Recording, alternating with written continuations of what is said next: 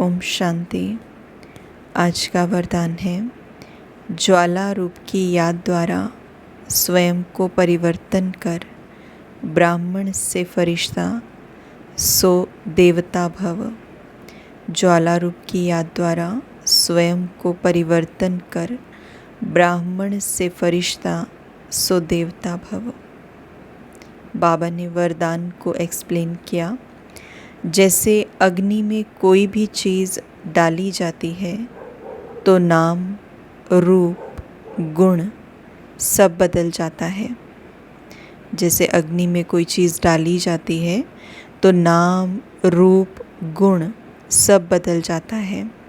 ऐसे जब बाप के याद की लगन की अग्नि में पड़ते हो तो परिवर्तन हो जाते हो। मनुष्य से ब्राह्मण, फिर ब्राह्मण से फरिश्ता सो देवता बन जाते हो। जैसे कच्ची मिट्टी को सांचे में ढालकर आग में डालते हैं तो ईंट बन जाती है, ऐसे ये भी परिवर्तन हो जाता है। इसलिए याद को ज्वाला स्वरूप कहा जाता है।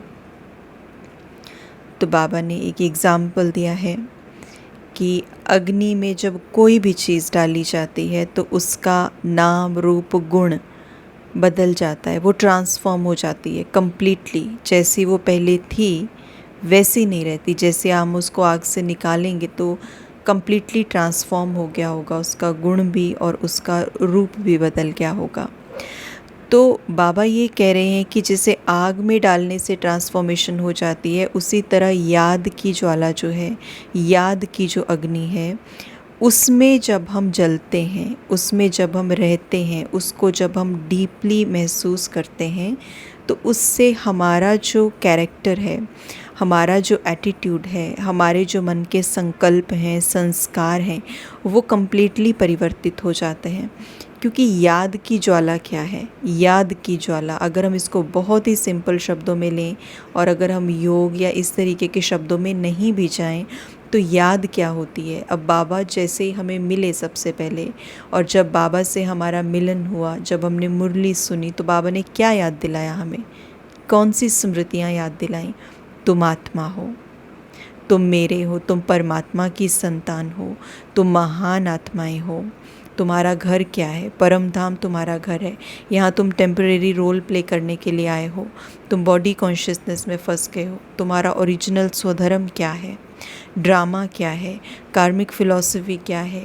किसी भी आत्मा का कोई दोष नहीं है, हर एक आत्मा की रिकॉर्डिंग है। ये सारी स्मृतियाँ, अभी कौन सा समय चल रहा है, आने वाला समय कौन सा है, तुम्हारा पार्ट कैसा था, तो ये सारी यादें बाबा ने हमें दिलाई हैं। तो बाबा कह रहे हैं कि याद को ज्वाला स्वरूप बनाओ। मतलब ये जो यादें हैं ये इतनी गहरा जानी चाहिए हमारे सबकॉन्शियस माइंड तक, इतनी डीपली बैठ जानी चाहिए कि जब भी कोई परिस्थिति आए, जब भी कोई सिचुएशन आती है, कोई कुछ बोल देता है तो हमारा मन और बुद्धि जो है वो उस बारे में सोचे जो बाबा ने स्मृतियाँ दी हैं, वही निकल के आए नेचुरल स्वरूप से बाहर, वही हमारे रिस्पॉन्सेज में आए। ऐसा ना हो कि हमारे रिस्पॉन्सेज जो हैं वो देभान के अधीन होकर आए, नहीं। लेकिन जो ये यादें हैं, जो स्मृतियाँ हैं, जितना जितना हम इनको डीपली अपने अंदर भरते जाएंगे, इन यादों को जितना गहराई से हम इनको भरते जाएंगे, ड्रामा की नॉलेज को, चाहे अपने सत्य स्वरूप की नॉलेज को, अपने गुणों को, अपनी शक्तियों को, कार्मिक फिलॉसफी को, जितना हम इनको डीपली इंस्टिल करते जाएंगे अपने अंदर, उतना ही जब कोई परिस्थिति आएगी या बाहरी कोई भी चीज़ आएगी तो हम उसको डील कर सकते हैं, हमारा बदला हुआ रूप दिखेगा।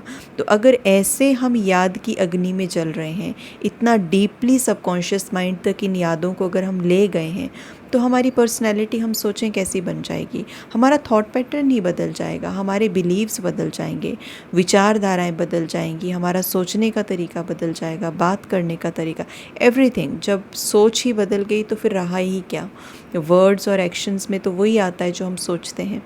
तो इसीलिए सब कुछ बदल जाएगा, वो गुण और जो रूप है वो वैसा नहीं रहेगा जैसा देवभान में जब हम थे वैसा था, अब वो कम्प्लीटली ट्रांसफॉर्म हो जाएगा। तो इसीलिए बाबा ने कहा फिर मनुष्य से ब्राह्मण, फिर ब्राह्मण से फरिश्ता और फिर फरिश्ता से देवता बन जाते हैं। तो जैसे कच्ची मिट्टी को सांचे में डालकर आग में डालते हैं तो ईंट बनती है, तो बाबा कहते हैं ऐसे ही परिवर्तन हो जाता है। But for that we need Jwala Swaroop याद। ज्वाला स्वरूप याद मतलब इतना डीपली इंस्टिल हो जाए वो हमारे अंदर कि हमें उसके ऊपर पूरा भरोसा हो, जो बाबा ने समझानी हमें दी है। तो उसको हम बोलेंगे योग की ज्वाला रूप स्थिति। क्योंकि अभी क्या होता है, फॉर सम टाइम हम याद में हैं। जब हम 2 मिनट 4 मिनट 10 मिनट हम बैठे, याद करने के लिए बैठे, आधा घंटा बैठे, हमें याद है मैं आत्मा हूँ, ये आत्मा है, मेरी क्वालिटीज़ ये हैं, ड्रामा है, कार्मिक फ़िलॉसफी है, याद है, अपने स्वमान याद है। लेकिन कुछ क्षणों के बाद जब हम कर्म में आते हैं, अपनी दिनचर्या में आते हैं, जब हम पब्लिक डीलिंग करते हैं, जब हम रिश्तों में डीलिंग करते हैं, सारा कुछ भूल जाता है।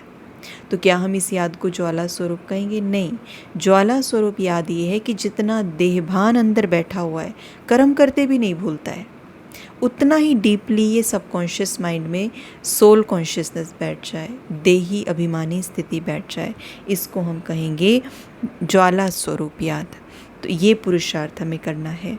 तो आज के दिन में हमारा होमवर्क यही रहेगा कि इसको डीपली अंदर तक बिठाना है ताकि बिलीव सिस्टम्स को हिट कर सके। ये आगे स्लोगन बाबा ने दिया, शक्तिशाली आत्मा वो है जो जब चाहे तब शीतल स्वरूप और जब चाहे तब ज्वाला रूप धारण कर ले। शक्तिशाली आत्मा वो है जो जब चाहे शीतल स्वरूप और जब चाहे तब ज्वाला स्वरूप धारण कर ले। मतलब एक बैलेंस शीतलता का और ज्वाला स्वरूप का। शीतलता हमें कहाँ रखनी है और ज्वाला स्वरूप मतलब अपने ही संस्कारों के ऊपर ज्वाला स्वरूप का रिफ्लेक्शन एक तरह से कब डालना है, कब अपने ही संस्कारों के प्रति हमें खुद का ज्वाला स्वरूप, कड़क स्वरूप दिखाना है कि ये चीज़ें अभी मुझे अब से नहीं करनी है क्योंकि ये मेरी स्थिति को डाउन लेके जाती हैं। So we need to create that balance कि कहाँ मुझे शीतलता लानी है, कहाँ मुझे ज्वाला स्वरूप को धारण करना है।